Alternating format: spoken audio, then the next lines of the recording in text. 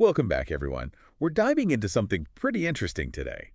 We're going to be looking at the achievements of Kamala Harris. You might have heard about this book. It's been making some waves. It's not your typical biography, that's for sure. Yeah, it's definitely unique. It is. In fact, it's mostly blank pages. But before we get into the whole blank pages thing, let's just make sure we're all on the same page about who Kamala Harris is, right? Right. So Kamala Harris, she made history as the first female, black, and South Asian vice president of the United States. And, her journey to this point is pretty impressive. Daughter of immigrants, Howard University grad. She went on to become a lawyer, San Francisco district attorney, then California attorney general, and then a U.S. senator. That's quite a resume. It is. You'd think a book about her achievements would be packed with details, right? Yeah, you would. But, well, that's where things get interesting. Authors Jason Dudash and Michael Bowles, they decided to make a statement. And that statement is a book full of, well, mostly blank pages. That definitely got people's attention. Oh, for sure. So today, we're going to unpack why they chose this approach, this kind of satirical approach. Yeah. And what these blank pages could actually mean. Sounds like a plan. To help us sort of decipher this unusual book, I've got our expert here who can shed some light on the situation. Happy to be here. So let's jump right in. What's the deal with the blank pages? What are these authors trying to say? Well, I think it's fascinating how the authors have used satire to make their point. Initially, they were planning to write a traditional account of all of Harris's accomplishments. But then they just decided to go in a completely different direction. Okay, so satire. I mean, that still doesn't tell us much. Could you break down what satire is and how it works, especially in this context? Sure. So satire uses humor, irony, or exaggeration to kind of, critique something. Right. Think of it like a playful way to point out flaws, whether it's in society, politics, or even specific individuals. And in this case, those blank pages become a really powerful statement. That's a really interesting point. It makes you wonder, what message those blank pages are sending. Is it a critique of Kamala Harris herself, or is it something bigger?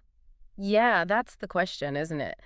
There are a few different ways you could interpret this. One interpretation is that the authors believe, Harris's achievements just haven't lived up to, the expectations surrounding her historic vice presidency. Interesting. It's like they're saying, look, there's not much to see here. Oh, so it's kind of like questioning whether the hype around her accomplishments matches reality. Exactly. It could symbolize this perceived lack of substance behind, all the political rhetoric. I see. But, it's not necessarily that simple. Another way to see it is as a reflection of kind of a broader sense of cynicism about politics in general. That feeling that politicians make a lot of promises, but not much actually changes.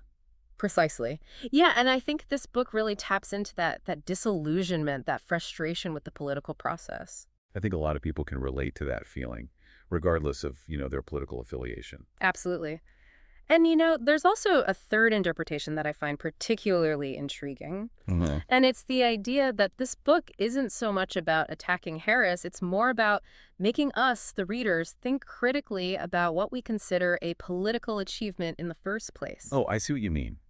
It shifts the focus from Harris onto us, and our own expectations of political leaders. Right. It asks, what do we prioritize? Do we focus more on words and promises or on tangible results? And do we hold different standards for different leaders? Yeah. These are questions the book encourages us to consider.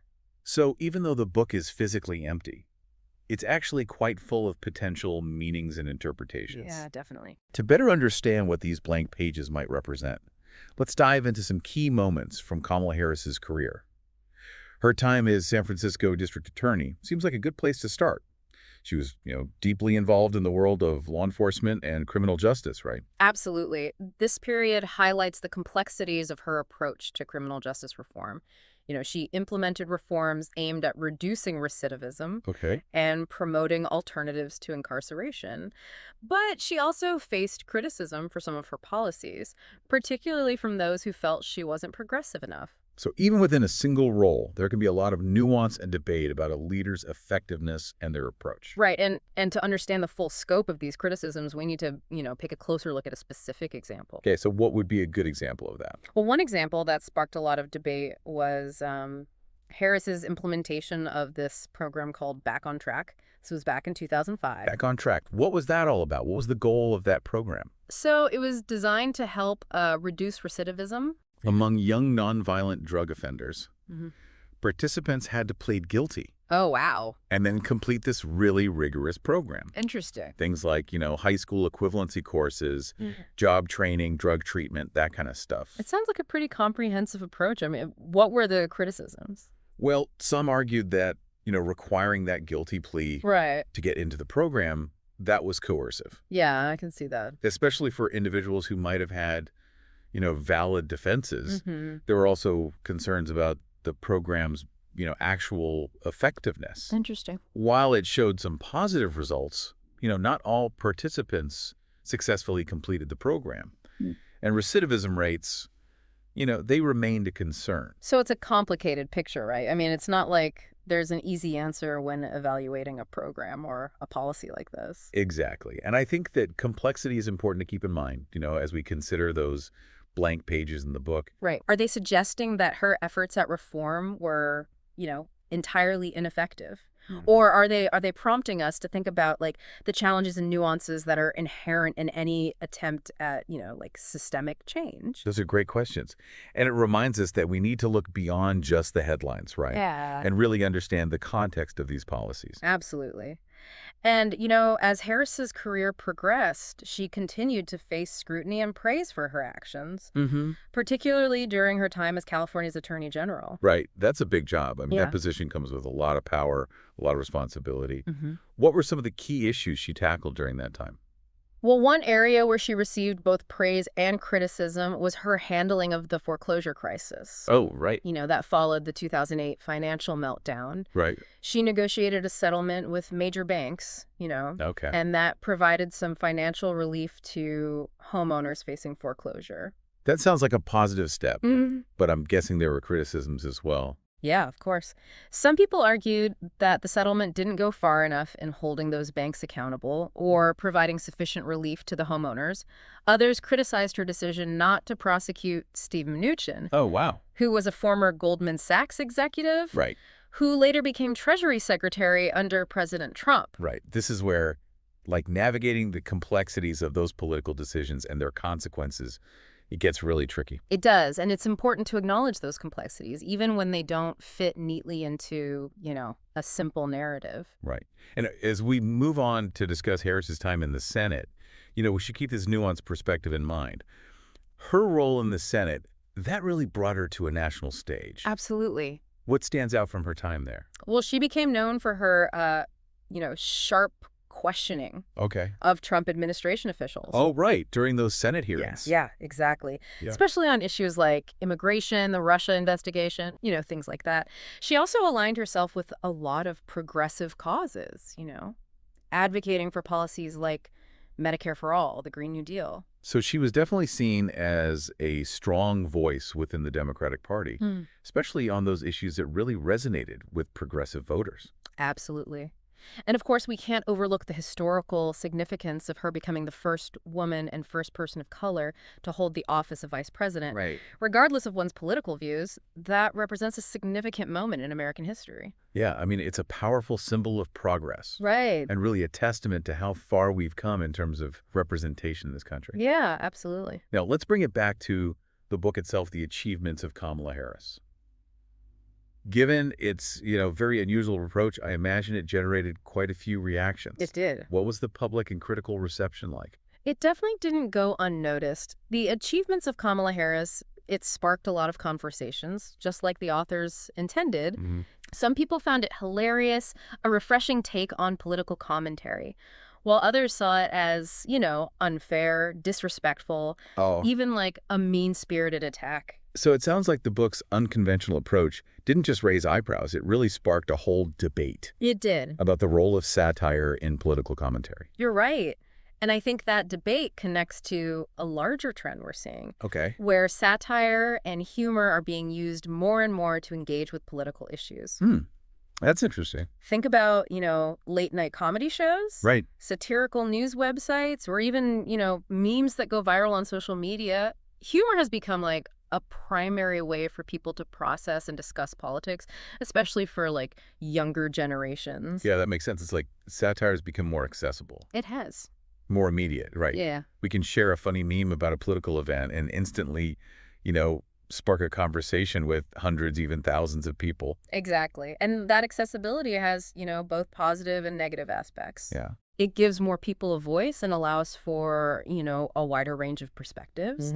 But there's also the risk of like oversimplifying really complex issues. Yeah. And even spreading misinformation. So where does the achievements of Kamala Harris fit into all of this? I mean, do you think it helps or hinders the conversation about politics?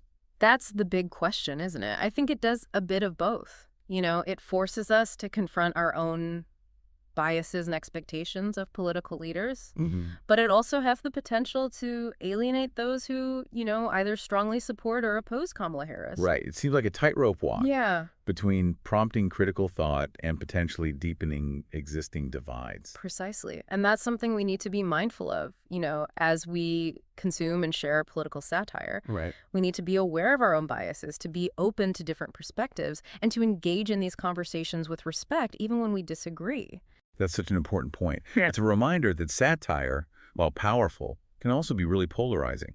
But it's clear that this book, with its intentional emptiness, it sparked a conversation that goes beyond Kamala Harris herself. It has. It touches on how we view political achievement, the role of satire in our society, and really the very way we engage with politics in this, ever-evolving world. Yeah, absolutely. Now, as we wrap up this part of our deep dive, it's time to sort of shift gears and explore the bigger picture. What can we learn from this unconventional book? What are its lasting implications? So we've explored the interpretations of those blank pages, right? Right. Examined key moments in Kamala Harris's career, discussed the role of satire and political commentary. But now I'm curious, what does all this mean in a broader sense? What are the lasting implications of the achievements of Kamala Harris? Well, I think this book has really forced us to kind of grapple with some fundamental questions about how we measure success, in the realm of politics. That's interesting. Do we focus on, like tangible policy achievements?